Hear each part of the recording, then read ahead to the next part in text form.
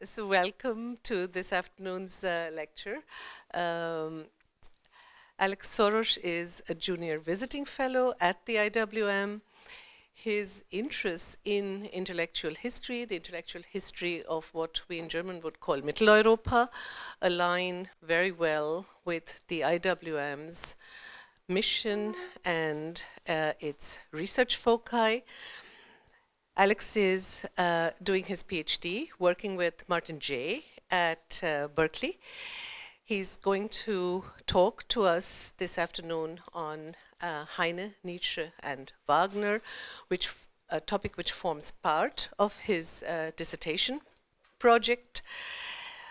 In fact, I've always felt it's a pity that we lost an anthropologist in Alex. He was well on the way to becoming one. He was Thomas Beidelman's student at NYU. And I think that anthropology may have been a really exciting field to pursue. But of course, I have interests of my own, as most of you know. He decided to turn instead to philosophy and intellectual history. And the project which he is working on, of course, would interest many people in this city, not only today, but it could have been a classic lecture in Vienna in the early 20th century as well. I'd like to welcome you, and I'm sorry for the confusion. The speaker is here, and the rest of the family will follow. We will therefore begin with this evening's lecture, and we look forward to hearing from you.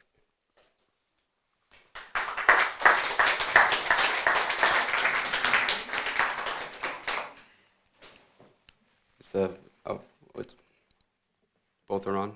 Yes. Okay. Thank you for the kind words, Shalini. I think that I'm now forever cursed for seeing the world like an anthropologist. So it lasts with you forever. Thank you all for having me today.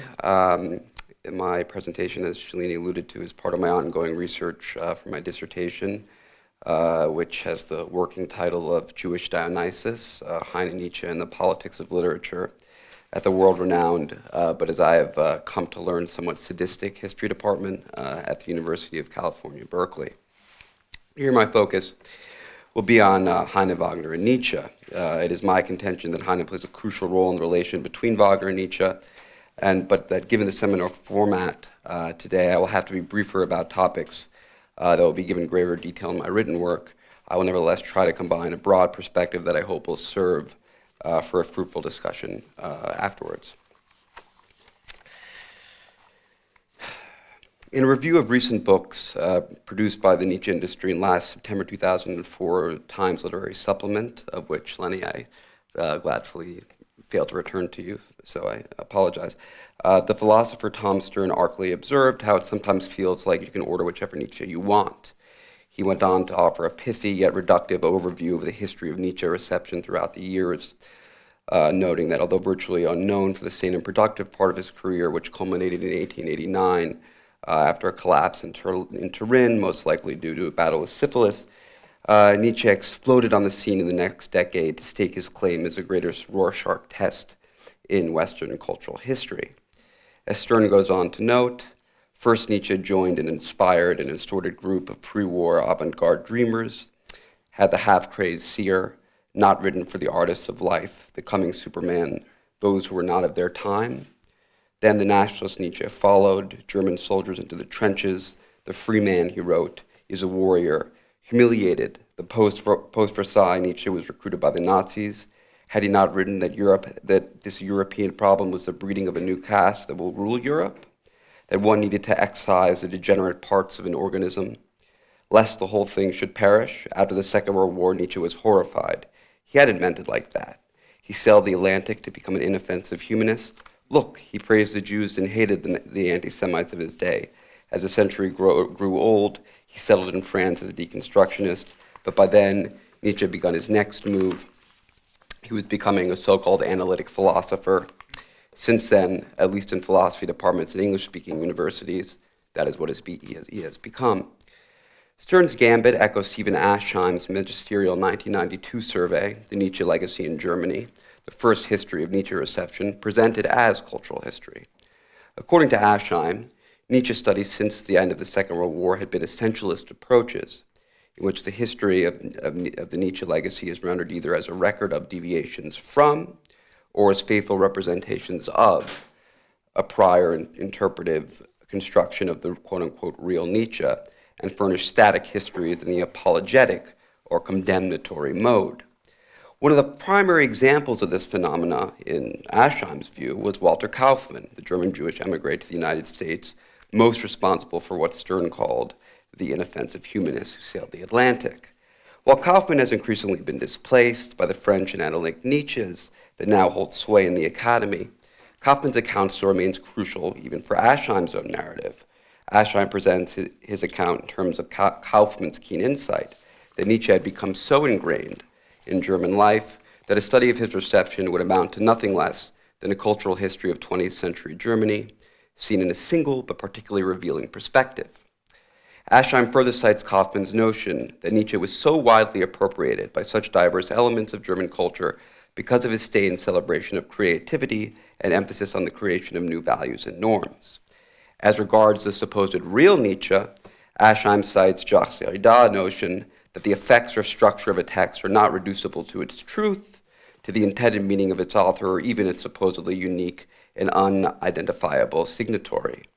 With all due respect and admiration for Aschheim, and for that matter Derrida, I want to propose that we should not reduce Nietzsche to the sounding board of cultural history or an infinite play of the text, or in Stern's phrase, in be able to order whichever Nietzsche we want. Rather, keeping in mind the dynamic cultural horizon of his changing reception and the complex textual procedures of his various interpreters, we should take responsibility for the relative truth of our own accounts and strive to discover the most accurate Nietzsche possible, manifesting his enduring significance and relevance. Kaufmann's primary aim was to refute what he called the Nietzsche legend, culminating the Nazi appropriation of Nietzsche, which began in the 1980s and has largely been attributed to his sister Elizabeth, who became his literary executor and head of what would become the Nietzsche archives in Weimar. Kaufmann himself was nothing but transparent in his intentions for the Nietzsche that he was presenting, something that he declared rather succinctly in the preface of his 1950 work, Nietzsche, philosopher, psychologist, Antichrist, which was arguably the most influential work on Nietzsche written after the war. As Kaufmann states, Nietzsche here is assigned a place in the grand tradition of Western thought, against the backdrop of Socrates and Plato, Luther and Rousseau, Kant and Hegel, not, as has often been done, as Schopenhauer's wayward disciple or a lone epigony of the pre-Socratics. The cliché of his romanticism is rejected, and his debt to Goethe and Heine emphasized. Kaufmann also opposed Martin Heidegger's interpretation of Nietzsche as a culmination of a broader history of metaphysics, which profoundly influenced French post-war interpreters of Nietzsche, the so-called French or New Nietzsche associated with post-structuralism. These accounts have little of the detailed cultural terroir one finds in Kaufmann, which puts winds in the sails of intellectual history. The same problem is evident with the analytic Nietzsche. One searches in vain for the name Heinrich Heine in these studies, and gets some paltry pages on Wagner that are mostly biographical. Yet new Nietzsche still emerge.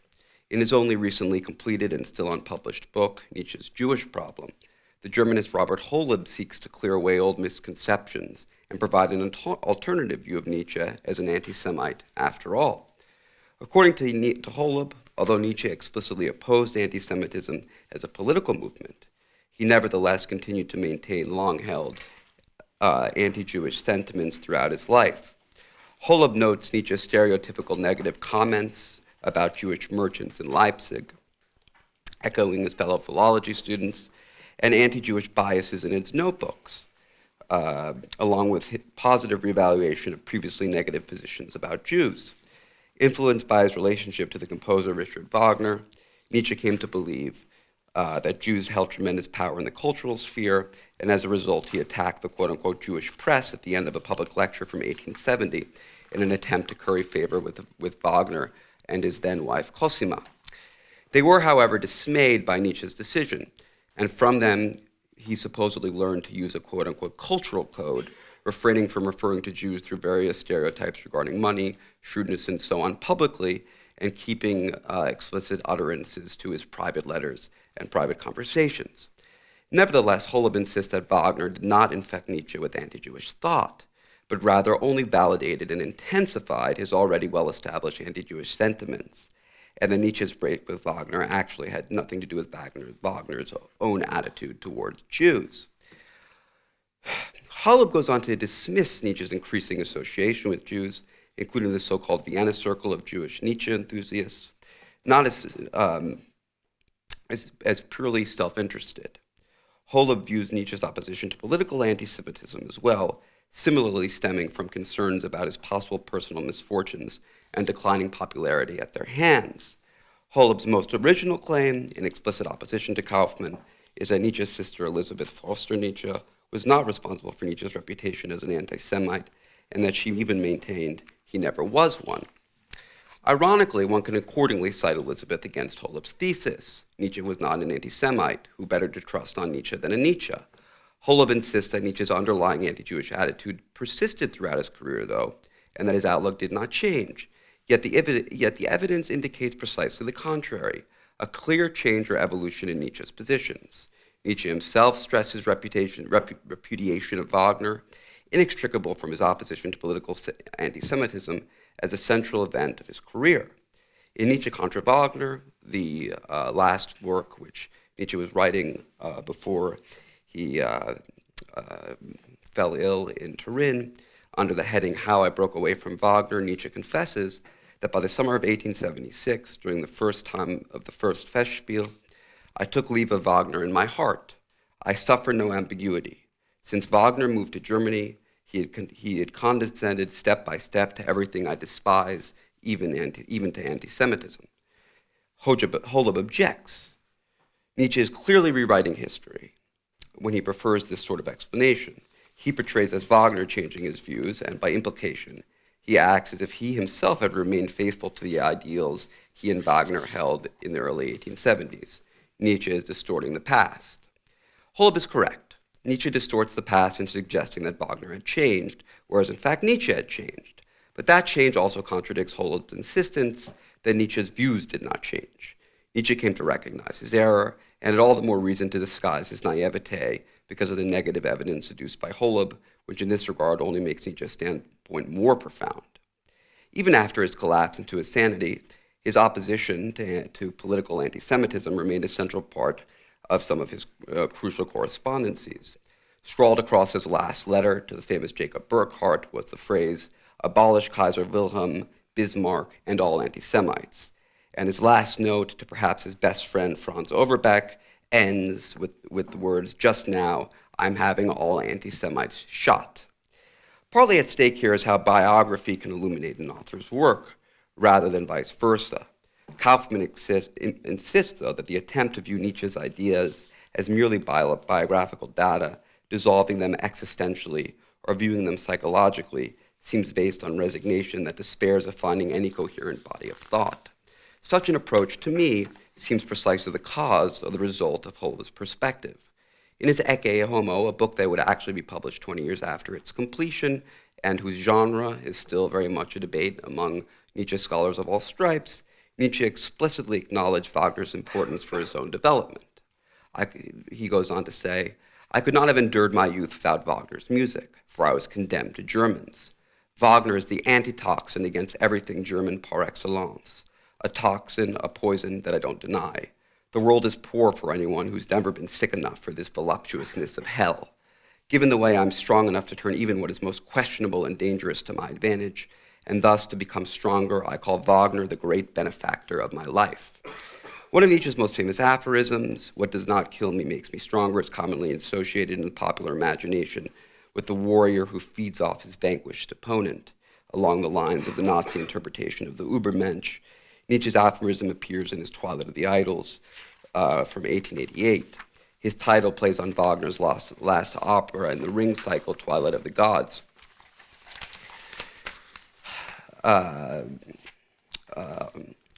Displacing gods by idols, and presumably Wagner the god by Wagner the idol, which must be smashed with a hammer by the iconoclastic Nietzsche. Nietzsche himself had idolized Wagner more than anyone else in his first published book, The Birth of Tragedy, from 1872, which he dedicated to him. Yet, in the passage cited above, he characterized Wagner as poison, an antitoxin. When Nietzsche says he is strong enough, he does not mean in this sense brute strength, but rather intellectually healthy enough to tolerate such poison. Nietzsche's break from Wagner, I submit, corresponds to Nietzsche himself, called self-overcoming. Here specifically the overcoming of his former self, the self that idolized Wagner. Holub's attempts to tar Kaufmann's heroic anti-Semitic Nietzsche with a brush of Wagner's anti-Semitism merely lends greater depth and complexity to Nietzsche's break with Wagner. The overman of Superner is not a Teutonic blonde beast, but rather a sickly man, infected by Wagner's illness, a German who finds the strength to overcome nationalism and anti-Semitism in order to become, in Nietzsche's words, a good European. Another name for Wagner's antitoxin could be anti-Semitism, although Wagner's anti-Semitism was a unique brand which warrants closer attention. In his essay on Judaism and music, first published anonymously in 1850, and then expanded and published under his own name in 1869, Wagner uses the term Judentum in his title to mean both Jewry and Judaism in a secular and cultural sense. He specifically claims that because they were Jews, the composers Felix Mendelssohn and Giacomo Meyerbeer did not share the greatness of their German predecessors, above all Beethoven. In his fascinating study, The Darker Side of Genius, Wagner's Anti-Semitism, Jacob Katz proposed that although Wagner may have been ambivalent about or disliked Mendelssohn and Meyerbeer for reasons involving his personal circumstances and career, he actually only connected their supposed flaws with being Jewish in the second half of his career. In Katz's words, Wagner's condemnation of his rivals was not due to his anti-Jewish sentiments or feelings, but quite the contrary. His anti-Jewish sentiments flowed from his rivalry with the two Jews. Yet Katz finds himself at a loss to explain Wagner's discussion of Heine in the same essay, which abounds in ambivalent statements, since Wagner's thesis of the artistic barrenness of Judaism meshes poorly with his high opinion of Heine's poetic talent. The concluding sentence is almost incomprehensible, Katz goes on. Heine was the conscience of Judaism, just as Judaism is the evil conscience of our modern civilization. Neither the first nor the second part of the antithesis can be derived from what preceded it or can be comprehended on that basis, and it probably has to be seen as an attempt to elude embarrassing difficulties with a rhetorical flourish. Despite Katz's protestations, I think we must endeavor to understand Wagner's oracular sentence by relating it to his preceding thoughts. As with both Mendelssohn and Meyerbeer, Wagner had previously pronounced the most positive judgments on Heine, whom he knew intimately when both were living in Paris. Wagner even came to Heine's defense in a famous duel after Heine was berated by, among others, one of Ludwig Borne's former lovers and her current husband Solomon Strauss, in what became known as the Strauss Affair. He also castigated the Germans for the banishment of Heine, a talent the likes of which, he said, Germany had few to boast of, which with fortunate care would have attained the level of the greatest names of our literature. In Judaism and music, Wagner still calls Heine the highly gifted, poetical Jew, yet claims that although the Jews of modern times produce thinkers such as Spinoza and Mendelssohn, they are unable to do the same with poets who require rootedness and community. He goes on to point out that at the time when Goethe and Schiller sang among us, we certainly knew nothing of a poetry-writing Jew. Heine's generation was among the first to participate, overdetermined by the history of emancipation in Germany, in which Mendelssohn's grandfather, the philosopher Moses Mendelssohn, played an important role. One of Wagner's fundamental tactics was to equate or collapse Jewish emancipation with his degraded cultural times. The present period of lesser musical production and no true poetry not only coincided with, but also resulted directly from Jewish participation. Wagner even coined a term to encapsulate this phenomena, Verjudung, Judaization, the infection or transformation of an institution or place, or even through or event through a disproportionate participation of Jews. According to Wagner, when our poetry became a lie, when every possible thing might flourish from the wholly unpoetic element of our life, but no true poet, Heine exposed with fascinating taunts that lie, that bottomless arity and Jesuitical hypocrisy of our versifying which still would give itself the airs of true poetry. As a result, the remorseless demon of denial drove Heine on without arrest through all the mirage of our modern self-deception till he reached the point where he in turn duped himself into thinking he was a poet, and also for that reason had his versified lies put to music by our composers. When he speaks of our composers, Wagner in fact included himself, since he set two of Heine's Grenadiers to music, and the Grenadiers were only the tip of the iceberg of Wagner's borrowings and adaptations of Heine's work. It was generally known in his time that Wagner's Flying Dutchman and Tannhäuser were based on ideas developed by Heine, specifically in his From the Memoirs of Mr. Snabolowski and North Sea Tales, and also Exile of the Gods. There are other uncanny parallels, as with Heine's poem Götterdämmerung and the eponymous final opera of Wagner's Ring Cycle, as well as individual motifs from The Ring, the Nibelungenhorde, Young Siegfried and the Valkyries, all of which were previously treated by Heine. In a fundamental essay on the connection of Heinrich Snabolowski and Wagner's Dutchman, Hans-Jürgen Schrader reviews, partly on the basis of newly discovered materials from a library in Geneva, how after Heine escaped a cliché romanticism through parody, Wagner then re-romanticized the same material, and then sought to relativize and even repress Heine as his source. Schrader speculates that Wagner's possible motives included avoiding financial problems of copyright, owed both to Heine and to the Paris Opera Company in another agreement, and his claims about the spirit of the folk as his true inspiration in artistic conversion that Wagner tells us began with his Dutchman as the beginning of, quote, my path as a poet. Heine's text was significantly directed against the idealization of Romanticism, with his appeals to a pagan emancipation of the flesh and anti-spiritual polemics and a sarcastic moral about men in the end being ruined by women. Schrader's account of Wagner's relation to Heine neatly dovetails with Katz's account of Wagner's relation to Jewish musicians, insofar as the embarrassing difficulty of his personal debt to Heine and justification for his aesthetic vision and career appear to have been conveniently hidden behind anti-Semitism and nationalism. On the one hand, Wagner's identification of Heine as the conscience of Judaism and of Judaism as the evil conscience of modern civilization makes Heine the most prominent culprit in Wagner's transparent self-justification with the phantasm of the spirit of the folk or nation, displacing Heine as Wagner's source. On the other hand, Wagner's description of Heine, far from him comprehensible as Katz claimed, comes uncannily close to what the most insightful interpreters of Heine have said about him. The eminent Nietzsche scholar and Germanist at Cambridge, J.P. Stern, himself a Jewish emigre from Prague, not to be confused with Tom Stern, the glib reviewer of the Times Literary Supplement article to which I made allusion earlier, proposed that what is so fruitful about Heine's precarious position is that he never ceased to be Germany's European conscience, and in this too, Nietzsche was his ally. The key distinction between Wagner and Stern on this point is Wagner's term evil, or bad conscience. Wagner rejected Heine's ironic attitude toward his own time and his poetry, just as Wagner inverted Heine's anti-idealistic and anti-romantic treatment of the Flying Dutchman theme, Tannhäuser, and other ideas.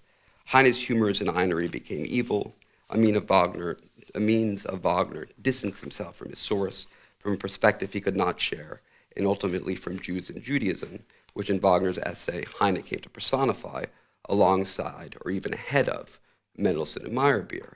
In short, Heine constitutes a central quilting point in Wagner's anti-Semitism, which is in turn essential for understanding Nietzsche's break with Wagner. In a renowned passage in Ecce Homo, Nietzsche affirms his alliance with Heine, this being the most famous passage that Nietzsche wrote about Heine. It has been cited as self-evident by some and ignored by others, whereas I propose that it prevents an interpretive knot that needs to be untied on several different levels. Nietzsche goes on to say that the highest conception of the lyrical poet Heinrich Heine gave to me, I seek in vain in all the realm of thousands of years for an equally sweet and passionate music. He possessed that divine malice without which I cannot imagine perfection. I estimate the value of human beings, of races, according to the necessity by which they cannot conceive the God apart from the satyr, and how he handles his German. it will be said one day that Heine and I have been by far the foremost artists of the German language, at incalculable distance from everything mere Germans have done with it. Most obviously for our discussion, Nietzsche is enlisting Heine and Nietzsche's own self-overcoming of Wagner, his nationalism, anti-Semitism, quasi-Christian piety towards the end of his life, but then his bombastic artistic self-regard. The opposition is obvious from Nietzsche's reference to Heine's poetry as sweet and passionate music, in implicit opposition to the heavy-handed, passionate, and presumably sour flavor of Wagner's composition. A side note is that in Nietzsche contra Wagner, Nietzsche actually refuses to refer to Wagner as a musician, saying that he infected people with ideas similar to Hegel. The term mere German is an equally apparent dig at Wagner, in contrast to Heine as a German Jew. From Nietzsche's perspective, a very special kind of German. Nietzsche, of course, famously claimed that he was of Polish noble descent, a means of distancing himself from quote-unquote mere Germans, and a form of deplaced otherness, which correlates to Heine's Jewishness. Nietzsche's reference to music must also be understood in connection with his praise of how Heine handles his German, and the idea that he and Nietzsche are the foremost artists of the German language could be seen as a surprising statement, giving Goethe's prominence in German literature, especially at the time that such a quote was being written. The notion that Heine and Nietzsche are to be compared or understood of artists of the German language goes against our tendency to think of Heine as a poet, or at least a literary figure, and Nietzsche as a philosopher. But Heine wrote about philosophy and engaged philosophical discourse in unconventional ways, and studied with the likes of Schlegel in Bonn and Hegel in Berlin. We also tend to forget that Nietzsche was a trained classicist, an aspiring composer who more or less reinvented himself as a philosopher after he left the academy. There is also Nietzsche's own poetry, which he wrote throughout his life, and thus spake Zarathustra can be said to reinvert philosophy in the guise of poetry through the poet-philosopher who is its hero. J.P. Stern once more provides insight with this characterization of Heine's aphoristic and epigrammatic quality, the unaffected closeness to the voice and inflections of everyday language.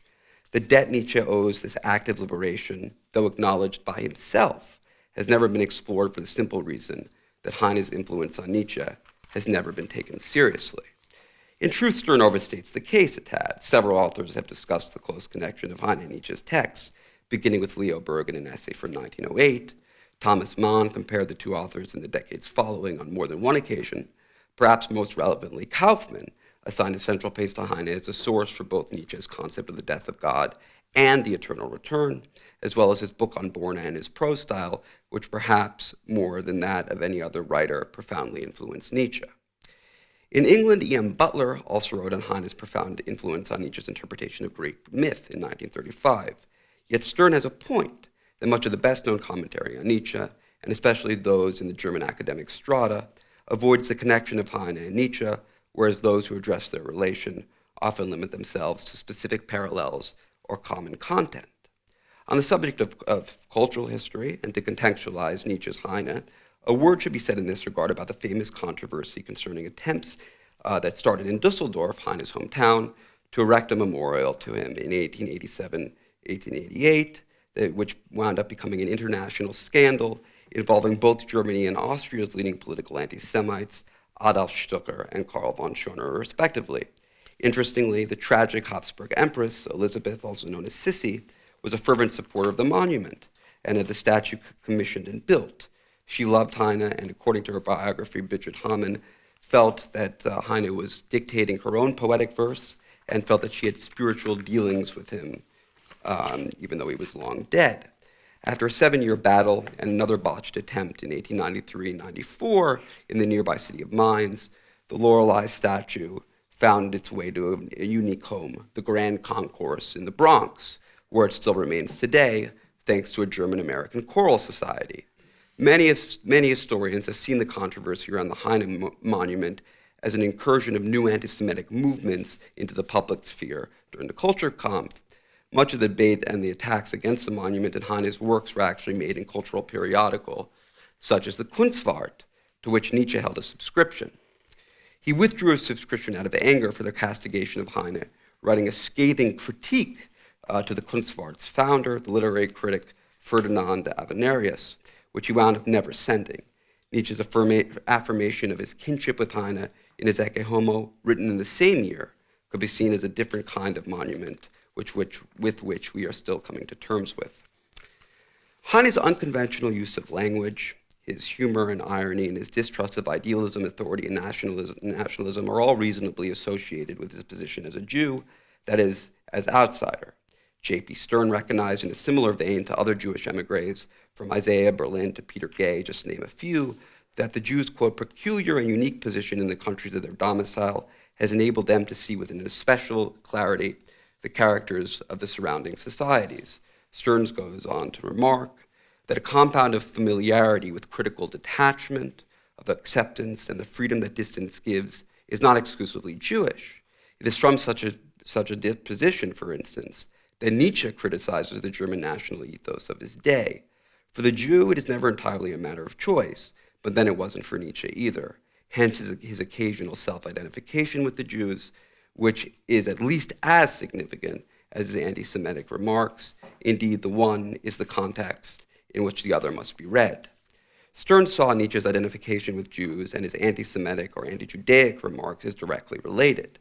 Elaborating on Max Weber's notion of the Jews as a pariah people, Hannah Arendt put forward the idea of certain exceptional Jews being conscious pariahs, who became marginal within their own communities and were thereby placed at the forefront of the modern condition, weaving strands of Jewish genius into the texture of European life. John Cudahy, in a controversial book, elaborated on this idea, calling it the ordeal of civility, which examines the, quote, ritually unconsummated social courtship of Gentile and Jew, and claimed the genius of all giants of the diaspora is connected to their being social pariahs. Cudahy explored how Marx and Freud, among others, experienced shame about the less civilized Jews from the East, which enabled them to see through the hypocrisy of gentile civility as a mask for less idealized economic or sexual conduct. Heine might well have been Cudahy's primary example, only his insights and criticism applied as much to the Jews as the Gentiles. He came to terms with his own ambivalence and saw his time in culture with humor and irony.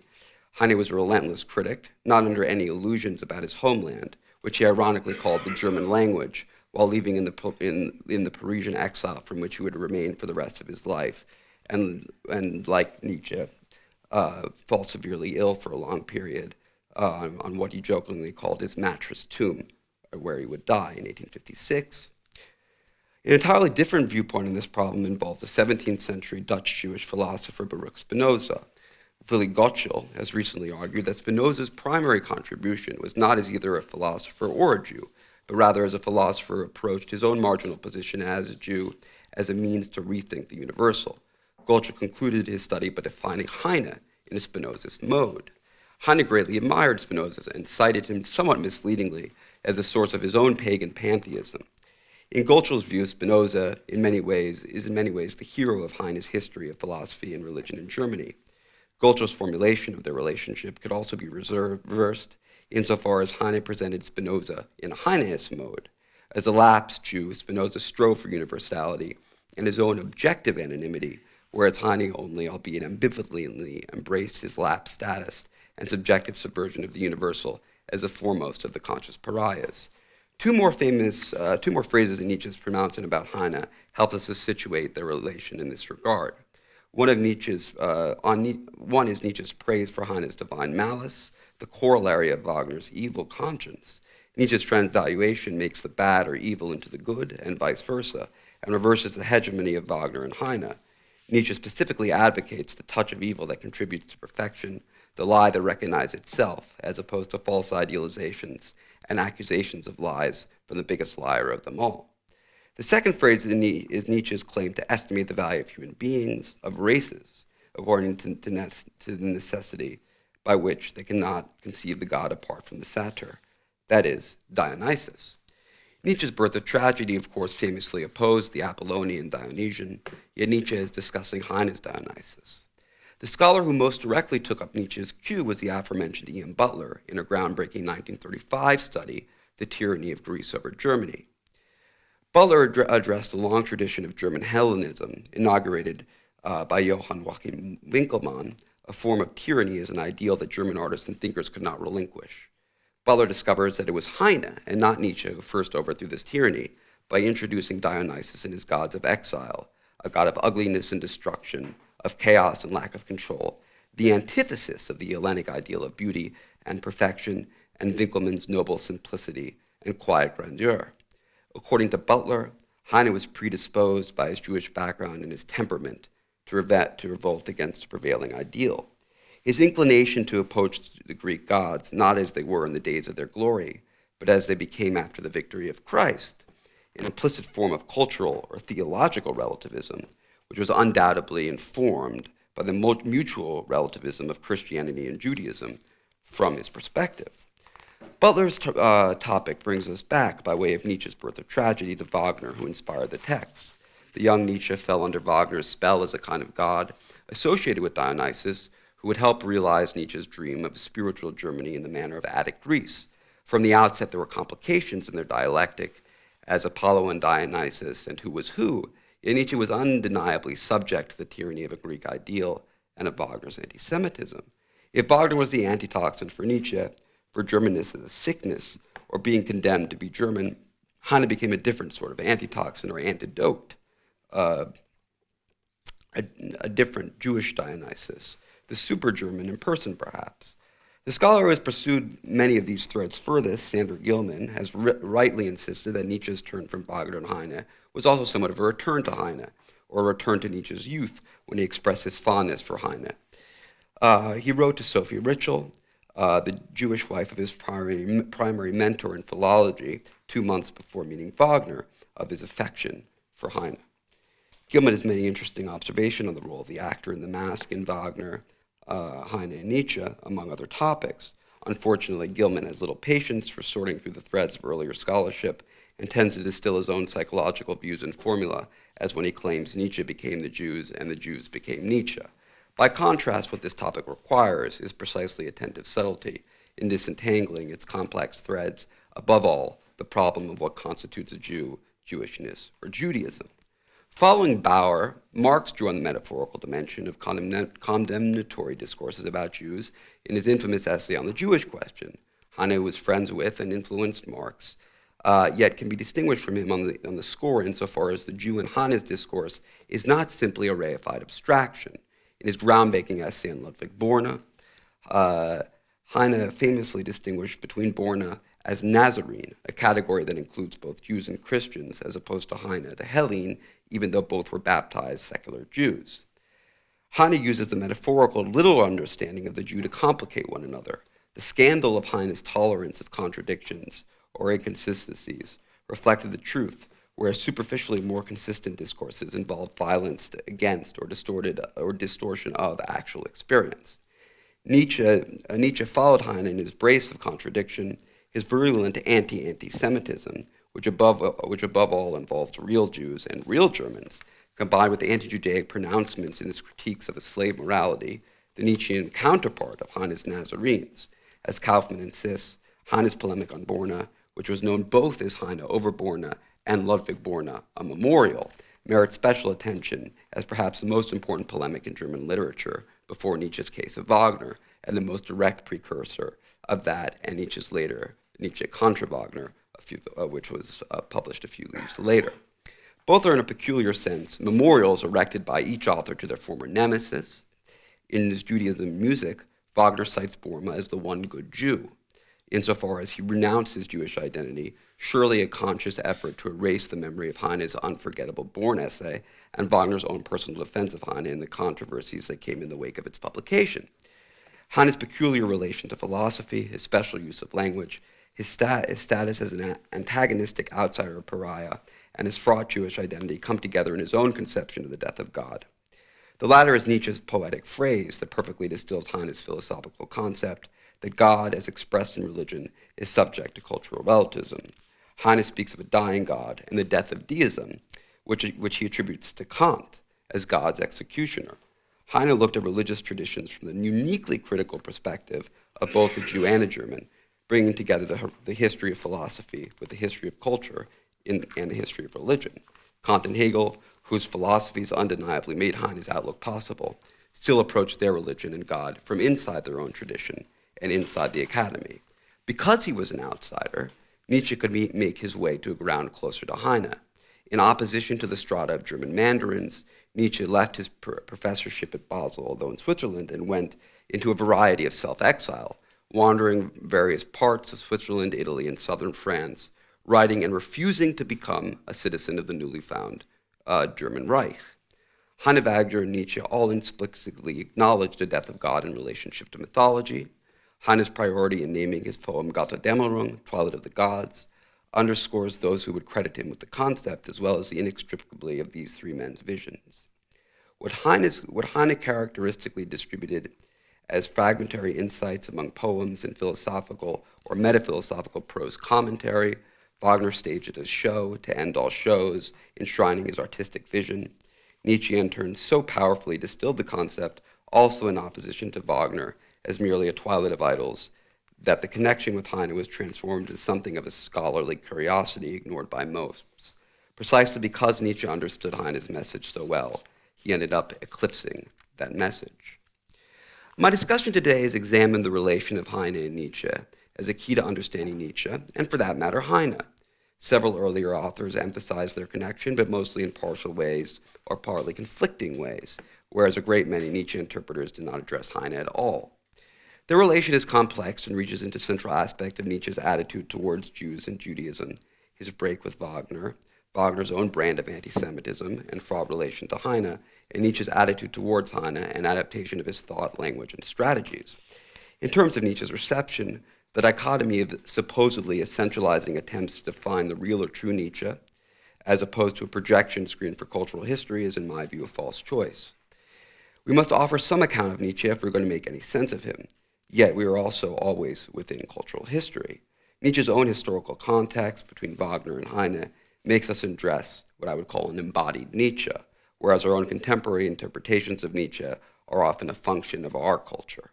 In addition, Derrida's admonitions about the effects of texts or the problem of their signatories, as he would admit, derive largely from Nietzsche's thought experiment, and these can be tracked back partly to Heine, who was acutely aware of his fraught reception and the manipulation of his voice in connection with political debates and scandals of his time.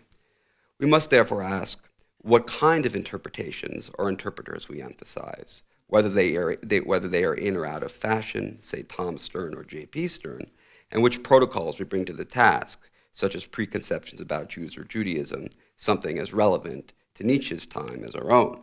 There are also disciplinary boundaries, the academic departments from which we approach our topic, what I would call the politics of literature. Reducing Nietzsche solely to a philosopher and metaphysician erodes some of the most important aspects of his work, whereas Heine is unlikely to be found today outside a German department. A forum such as the IWM here in Vienna is so valued precisely for the way it invites the transgression of disciplinary borders and the creation of new intellectual zones, something which both Heine and Nietzsche were accustomed to and did, even whether inside or outside the academy. Thank you very much.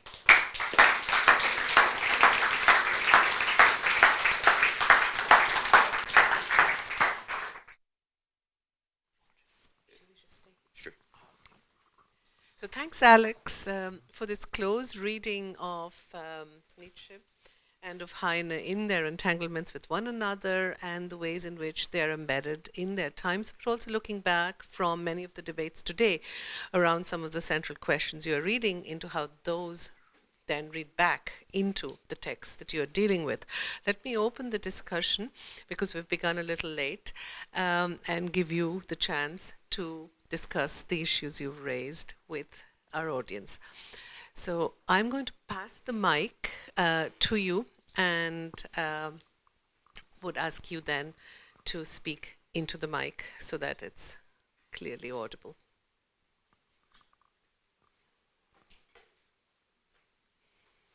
You want to start? Alex, thank you. My name's Lenny Bernardo.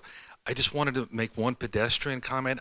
My first apartment in the Bronx was across the street from that Lorelei Heine statue. He's written an essay about it. So it brings back fond memories.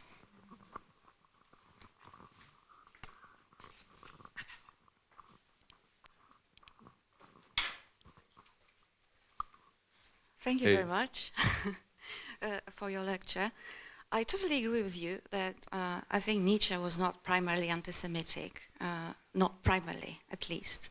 That primarily he was anti-German, and that's why he turned against Wagner when he turned fiercely nationalistic. And that's why he also enlisted occasionally such allies as Heine, whom he rightly identified as outsiders towards the German culture, or, which was obviously a pure phantasmagoria, he chose a national identity of a Polish gentry, right, named Nietzsche. Complete nonsense, right, obviously, nothing of that sort. But still, I mean, Heine. I think Heine is far more problematic as the source. An influence on Nietzsche precisely when we deal with his alleged anti-Semitism. Because I want to go back to this Borne-Heine controversy, which is all based around this Goethean distinction between the Nazarenes and the Hellenes, and the way Heine modified it, which I think is a very highly significant modification then leading towards Nietzsche's also most controversial verdicts against the Jewish race, especially in the genealogy of morals. When Goethe coined this distinction, it was pretty mild, it wasn't aggressive, and it had nothing to do with the Jews, right? The Nazarenes were Christians, coming from the evangelical spirit, right? The long-haired, nice-looking hippies, whereas the Hellenes were the solar Greek race, right? Loving nature and fully reconciled with the finite life, yes? Olympian. But for Heine in a way, and Willy Getchell actually points to it very interestingly, is probably the first one to introduce the notion of the Judeo-Christian, but immediately in a negative way. That is, the Nazarene is actually the Judeo-Christian. And it's a much more aggressive and negative description, right? It is for Heine, the Nazarene is this pale, nature-hating, night-skulking creature, right? That comes to the surface of the earth to steal the only beauty that is there, which is the solar culture of the Greeks. And he says that. In his attack on Borne, he uses precisely these words, which then Nietzsche will practically quote verbatim in the genealogy of morals, turning it into a very fierce attack against the Jews. So my question is that actually Heine is a paradoxical influence, which cannot simply be seen as, well, apology for Nietzsche, in a sense that obviously Nietzsche, by enlisting Heine as an ally, is not an anti-Semite. It's far more paradoxical because actually the most fierce attack on the Jews, which we find in Genealogy of Morals, comes precisely from Heine. It's a quote. It wasn't really a question, but I can no, but I can comment. I mean,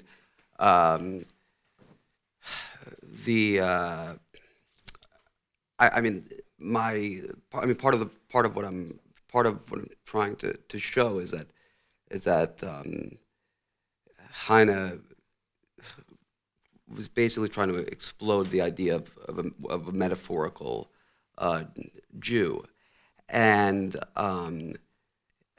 there. I mean, look, there is the issue that he is the ultimate Nazarene. I mean, if you look at descriptions of him, I mean, he's pale, he's sickly, etc. I mean, also he was.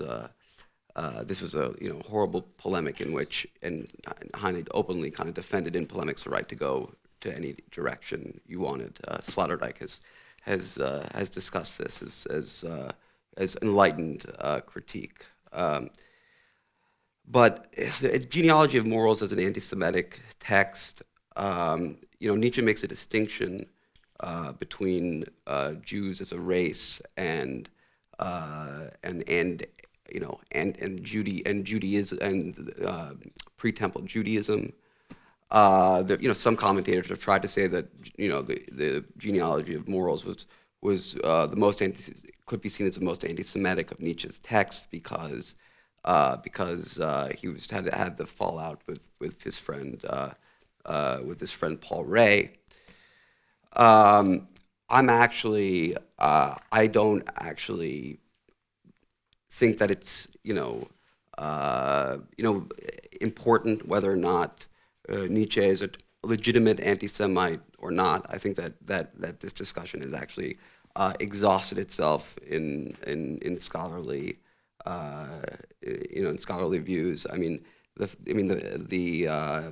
Sandra Gilman actually castigates Heine at the end of this writing by saying that he introduces the leitmotif of the Eastern European Jew into German literature. But Moses Mendelssohn, ironically, and something that Heine had actually put his finger on, castigated Eastern European Jewry, and the Jewry from which he came when he entered Berlin, which is that he condemned Talmudic casuistry as anti-Enlightenment.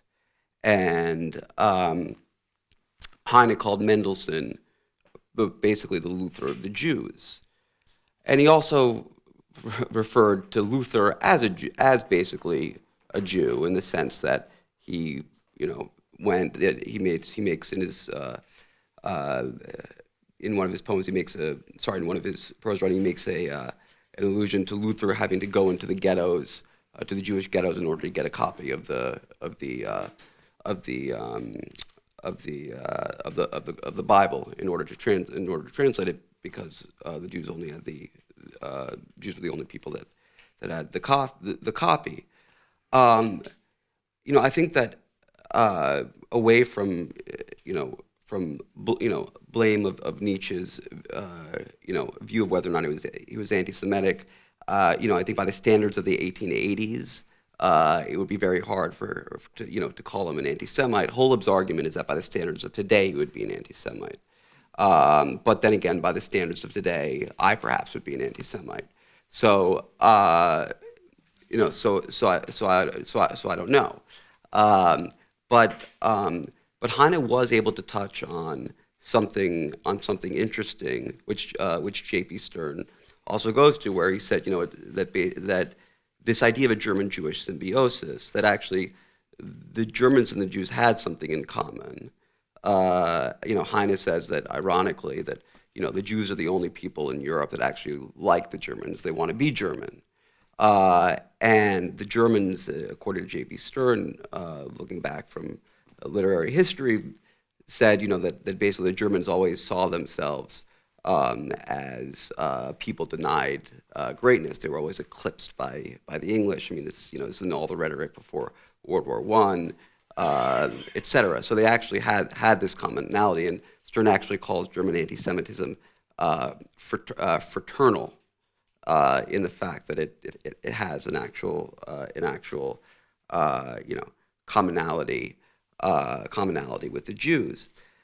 I think that also people have to be very careful when reading Heine, because there's the issue of nuance and of self-critique, and also of evolution. Heine, at the end of his life, is said to have returned to Judaism or Christianity, but he says, "I've returned to the Bible," which is his return. It's not spiritual. He said, "I've not believed anything." He actually, on his deathbed, was asked by a priest whether or not he was an atheist, because the woman that he married, Matilda, who was his chambermaid, wanted to give him his last rites, and he said that atheism was his business. So it was his business. So I think that Heine's anti-Semitism is Lenny Bruce's anti-Semitism, is Woody Allen's anti-Semitism, and maybe my anti-Semitism as well. So.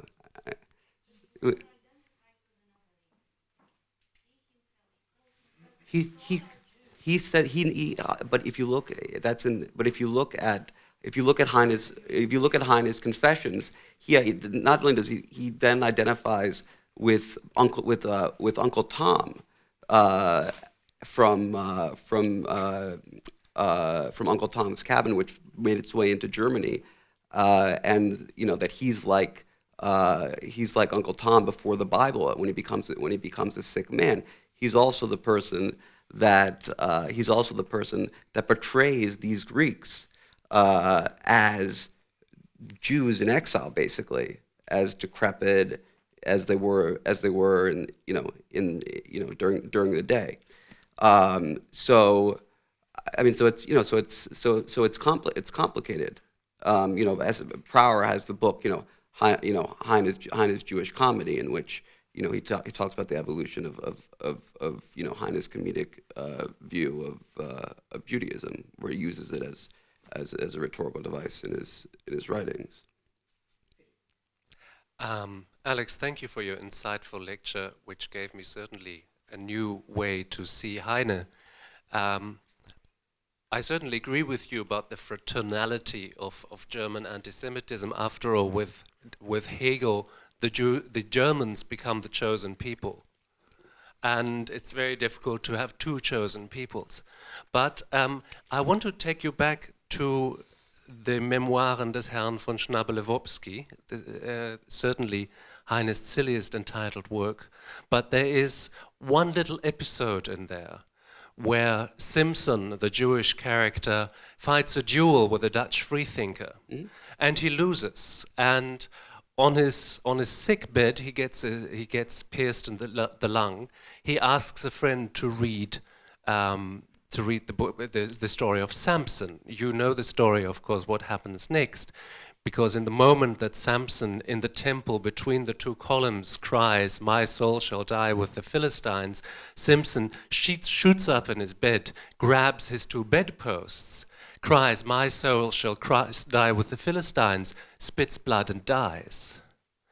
And this is such a brilliant poetical image. Not only, I always thought for the Jewish condition, you today got me on to thinking there's a lot of Nietzsche in there.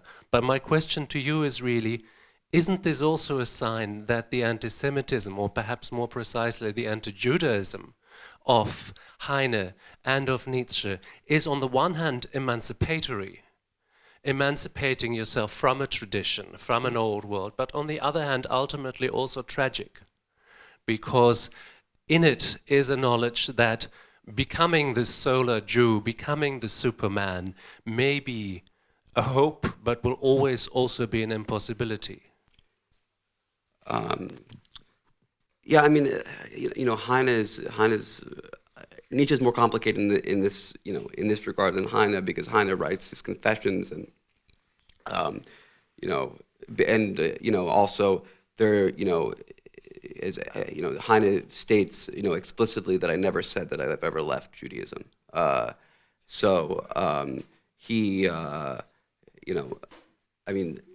There's this, and definitely by the time Heine is dead, and by German standards in the 1880s, Heine is a Jew. I mean, that's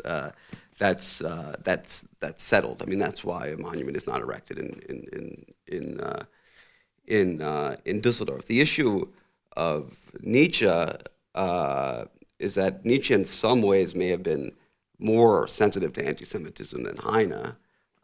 If you read Nietzsche contra Wagner, you start to notice the tropes of anti-Semitism, especially in regards to degeneracy, being hurled right back at Wagner. Even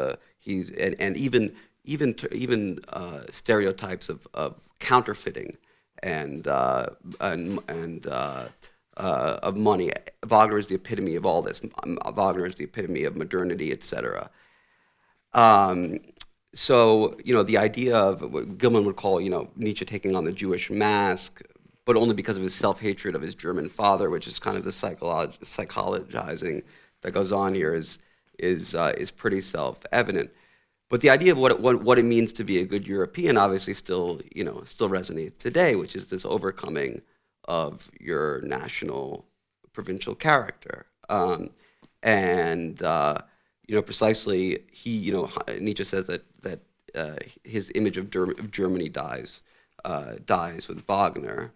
and that's when he turns to all these French writers. I mean, it's if you take La Rochefoucauld's maxims and you look at and you take some of Nietzsche's maxims, you would almost feel that you're just translating from French to German. I mean, the in-depth this turn that happened between Birth of Tragedy and Human All Too Human, where both a new Dionysus appears, which is completely different than the former one, and where he starts revering the French as the greatest, and even the Enlightenment is quite profound, and something that I've always been interested in.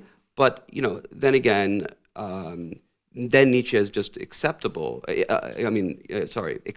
among the Germans because there's a long history of what people have called sort of in Germany that the Jews basically gave up in the name of assimilation their national identity, etc., and that no other people in Europe are really willing to do this. I mean, this was Arendt had this conception of Jewish reliance on the state in her view of actually Jews in the Habsburg Empire.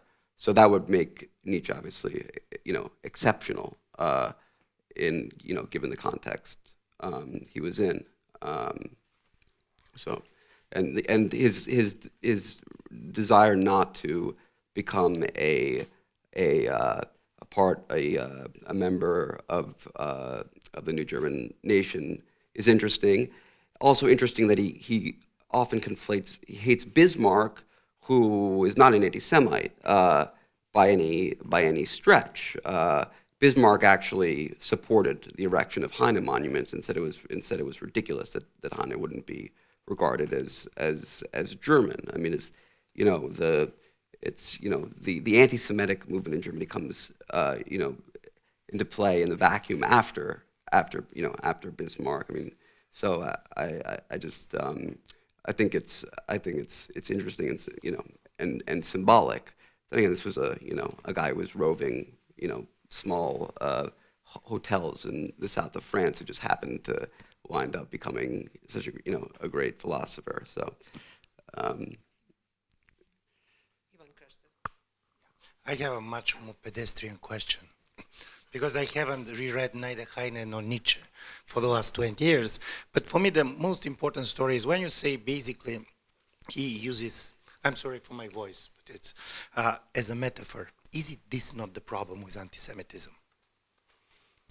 When you start to use certain social group as a metaphor, you create a cultural reality in which basically, nevertheless of what you're doing with this, nevertheless of metaphor for what it is, a certain type of political things happened.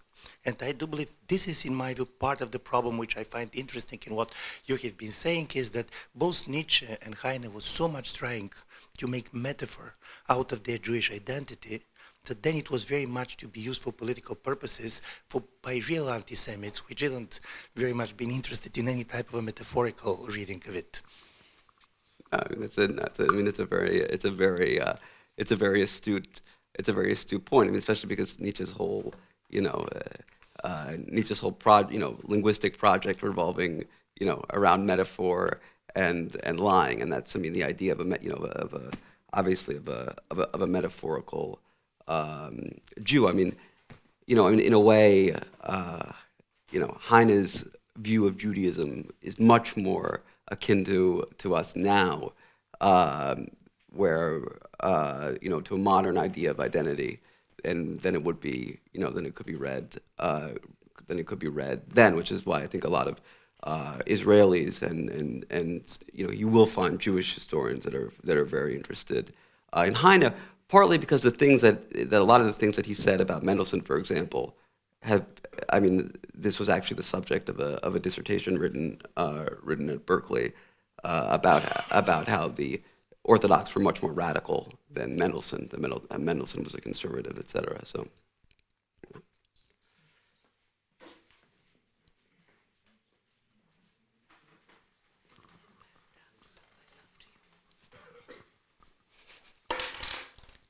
Thank you so much for your insightful talk on Nietzsche. I perceived it in another way. Maybe I'm not tackling the main issue here, the Jewish question, but what I basically heard, since you didn't focus mostly on authentic texts, but suggested a lot of representations and interpretations, I read it this way, that Nietzsche is a very rich foundation for different interpretations, and various labels can be easily attached to him, but he always escapes being put in one particular box. And that is why he can be re-actualized, reinterpreted, remodernized, and what you suggest, for example, this overcoming national provinciality is another way to make him, contemporary. And my question concerns this your intellectual adventure of putting these three people together. Heine, Nietzsche, and Wagner. What notions might be used to deal with their relationship? Maybe this Dionysian and Polynesian distinction, which of them embodies this Dionysian, power the best way? Or maybe these aren't notions of pariahs, parvenus, conscious pariahs. So how can we play with this? Thank you. I think the best, actually, one of the best ways is that both Heine and Wagner refer to them, have been referred to and refer to themselves as almost as the last romantics. And Nietzsche shied away from this, and Kaufman says that he rejects what he calls Nietzsche's cliched romanticism because there was a view of romanticism that developed in the early 20th century and then got kind of co-opted by anti-Semitism. So what Kaufman says about emphasizing Heine and rejecting the cliched romanticism, Heine is a romantic. He says it. He has a fraught relationship with romanticism, but he never leaves the genre. He writes in fragments, and so does Nietzsche. So Adrian Del Caro wrote this book Nietzsche contra Nietzsche, which is about Nietzsche and romanticism, which is really about Nietzsche's debt to romanticism. And in a way, I didn't want to touch on the subject here because this is another area which needs to be basically explored. But if you look at look at both Heine and Nietzsche as and Wagner too as reacting to really what becomes a very strong I use the term strata to differentiate from class of German Mandarins, which Fritzringer has discussed, which were German apolitical professors,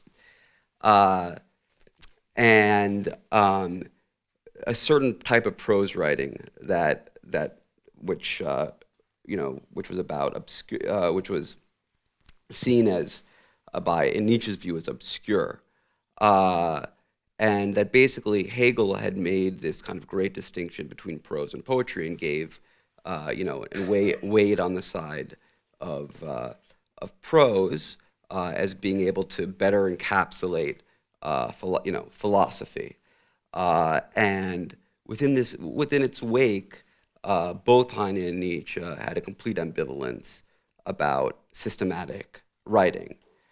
Now, Wagner is interesting in this as well because Wagner wrote essays, and there's still. I'm not a musicologist, so I only use Wagner as a way to show Heine and Nietzsche, but in the small, so I can't claim any expertise in Wagner that's besides biography or what he had written. But there's a debate in Wagner studies about the place of Wagner's writings and the writings of his music among Wagner scholarship, because he's seen very much as encapsulating this. But the reason I bring up Romanticism is because all three of them are very much obsessed with myth and with Greece And in the case of Heine and Wagner, with German fairy tales and folk stories. Heine is an ardent lover of the Grimm brothers, and George S. Williamson, who wrote a book called The Longing for Myth, in Germany, actually puts all of them together and actually says that in the end that Nietzsche is actually a romantic because his precondition for the precondition for his philosophy is one of longing. What's interesting about this is that only recently has romanticism, the idea of romanticism as an important philosophical movement and not just literary movement, come about with books from people like Warren Breckman at UPenn, etc. Because in the 1930s, and 1940s, and 1950s, Romanticism is still seen as a primary literary movement. So ironically, the concept of Romanticism changed. So Kaufman is wrong about Heine as he is about Nietzsche in a way, because Nietzsche has a huge debt to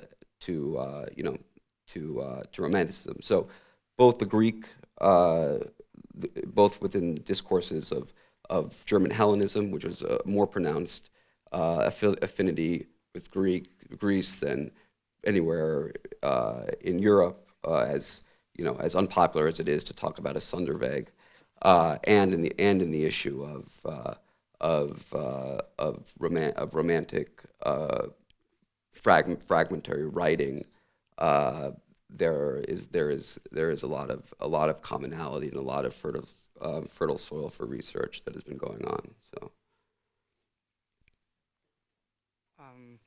my name is Rafał Zawisza. I'm a junior fellow in the institute, and I'm working on Hannah Arendt and secularization. And my question will be from that angle. That, to put it very simply, what secularization means for me is the necessity to adapt some position with regard to the theological and religious tradition.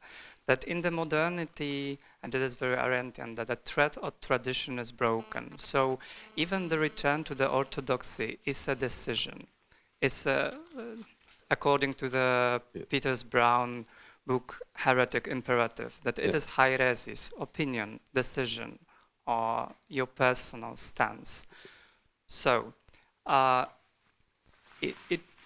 question is about whether this framework could be useful for you to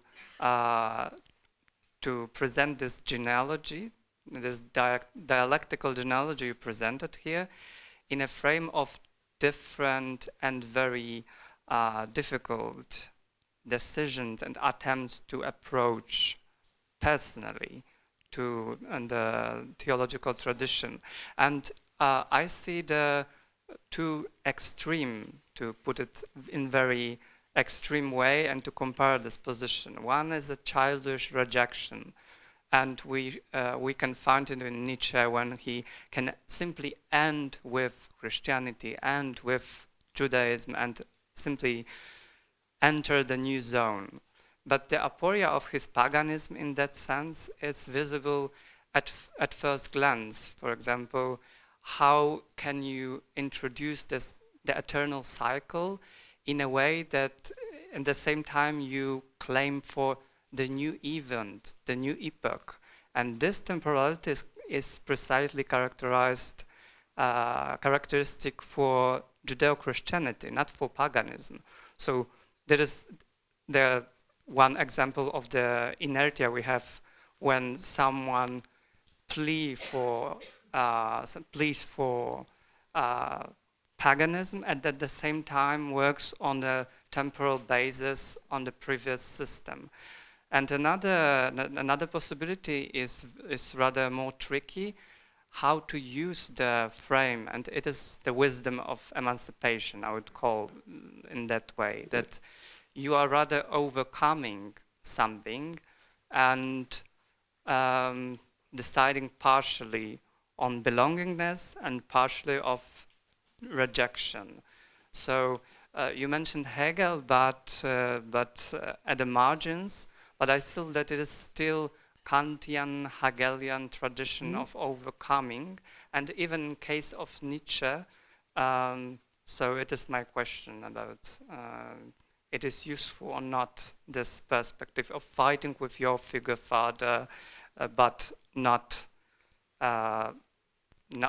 as a whole block, but rather dividing in inner parts and discussing it more subtly. Thank you.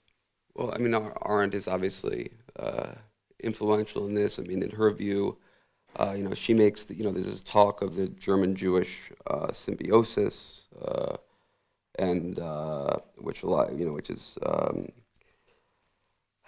been a topic of social and cultural history this century, especially in the wake of the Holocaust. About the myth, or at least the myth of the German-Jewish symbiosis, and Arendt has viewed that within the confines of a pariah people or a courtly people, a stately people in the Habsburg Empire. But she says about Heine the pariah that Heine is actually the only evidence of a German Jew. So in her view, there were no German Jews besides Heine, which I think is a point about literature. Arendt is also not divorced from this narrative, because to substantiate all of her arguments, she is still very much in the frame of German Hellenism. I mean, she returns back to Athens in almost all of her works. I mean, it's just like, Leo Strauss. So the two great American emigres from Germany are, creators of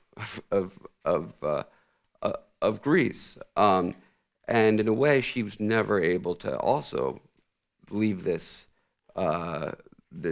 Hellenistic grasp. Even in her views on opposing desegregation in the American South, she uses the Greek city-state and privacy of how you can raise your children as the reason for why blacks and whites should be in divided schools. And so she's so indebted to the same tradition, which still is very much talking to Greece. I just think that's something that kind of goes overlooked a lot. Those are my reflections but if you could point your questions more directly, if it was about secularism theory in regards to Germany, because that's related to theology, or if that's a sufficient commentary or answer. Yeah.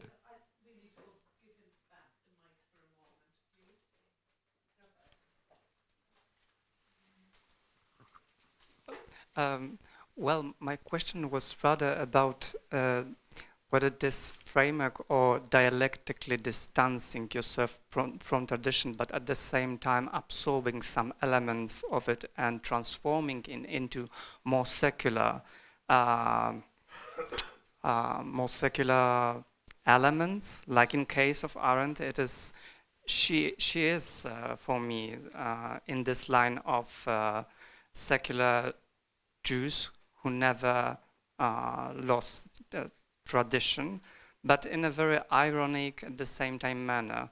So whether this struggle of Nietzsche with Heine can be treated as an attempt rather to preserve some elements of tradition, but in a very unorthodox way.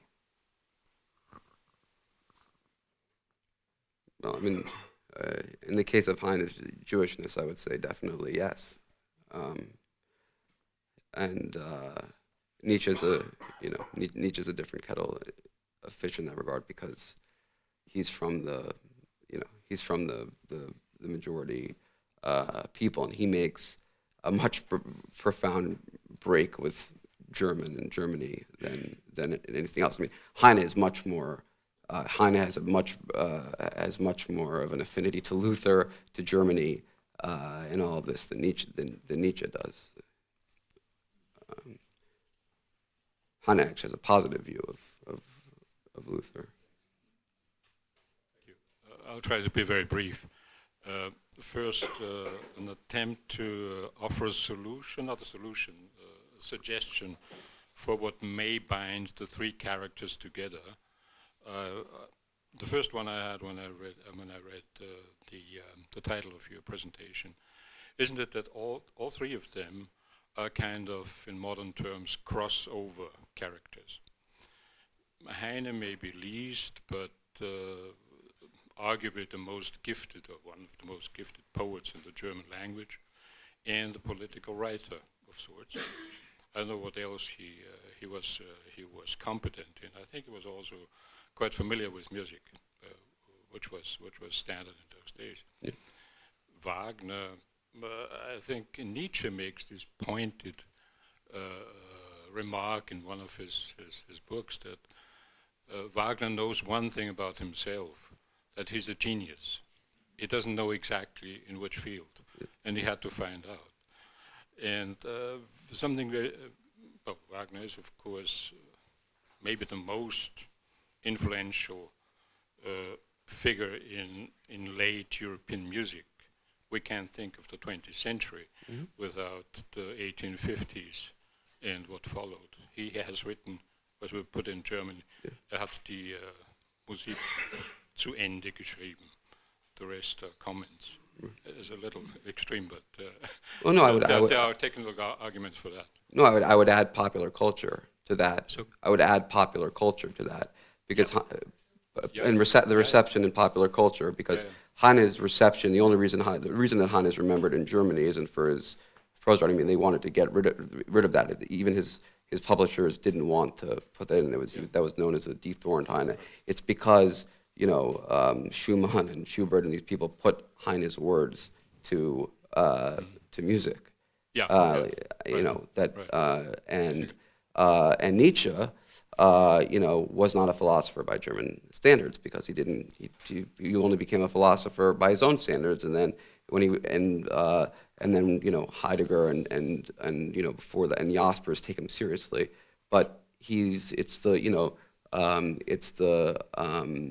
1890s he becomes a popular image in 1890s and early in the Findesek period, as part of the life philosophy movement.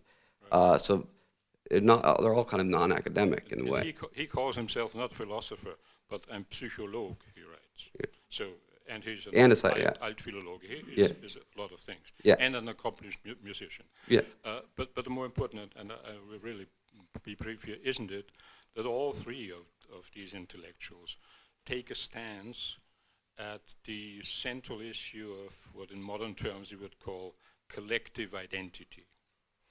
It is of course, it's a problem. It's the issue of the 19th century in the national and even nationalistic terms. But Wagner is a kind of, as he saw himself, a kind of master builder of German identity. That's what he thought his contribution is in recreating or creating a mythos, a national mythos, and so on, and transporting it through music. And Nietzsche is a kind of ambivalent. He doesn't really take a stance. That's the prerogative of an aphoristic philosopher. No, well, anyway. he's for the creation of a new caste or a new race. Right. He takes an elitist. Yeah, it's elite of all Exactly. races, the best of all. Exactly, and a very brief remark on the perspective on anti-Semitism. Yeah. Of course, Wagner's anti-Semitism, the genesis of it, has to be understood from this identity-building exercise. First of all, he out of a kind of identity envy, sees Jewish culture, Jewish tradition, Jewish religion as a problem in his view, and that may have triggered the essay of the 1850s that he puts this at the center of aesthetic arguments. Finally, and Nietzsche is controversial. Nietzsche is very derogative on Judaism. He in the genesis of the morals, he speaks about a culture, a thinking of resentment, and goes on to Sklavenmoral in Christianity. The thinking of resentment of which everything interesting has come from. So it's. I mean, it's too long already. But these 3 points. Yeah, but I'm just saying it's identity building. I think that's what is a core issue, and for all 3 characters, and the kind of anti-Semitism, of course, is a vast field. Yeah. Thank you. Hi, Jyoti. I'm a fellow here. Following from the previous question, if I were to suggest that what ties these 3 thinkers, creators together was this great sense of this preoccupation with loss of self-control or volition, if you would call it. And so the metaphors that Heine I haven't read in as long as Ivan hasn't read him, 20 years, but Nietzsche I have, and what reminds me is the bodily metaphors that he uses vis-a-vis Wagner. Wagner stimulates the nerves, he increases exhaustion, and hence weak and feeble people are attracted to him. Yeah. And if I remember correctly, Thomas Mann sort of puts his finger on the issue by saying that I think what's central to Wagner is, in a certain sense, that he escapes the pathos of distance. He's in your face, and I think it's that seems to me ties these 3 people together.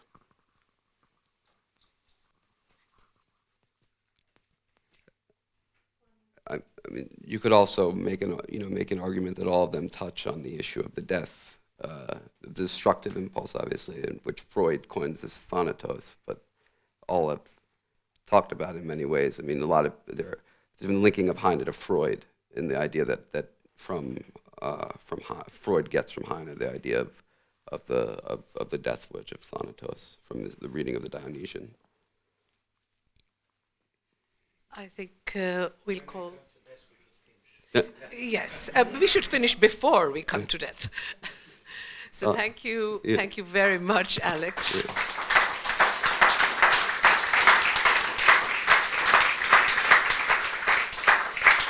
Yeah. Thank you very much for a fascinating presentation and a really rich discussion. Let me wish you all the best for this project, which in a sense embodies and identifies with the cultural traditions of, as I said, Middle Europa. But for me, this is also, in a way, a moving tribute to the work of Michalski, who has been my predecessor, who founded this institute, who worked on Nietzsche for many, many years in this house. And in a way, for me, this is a very, very fitting tribute to his founding work at the IWM. So thank you very, very much once again. Thank you.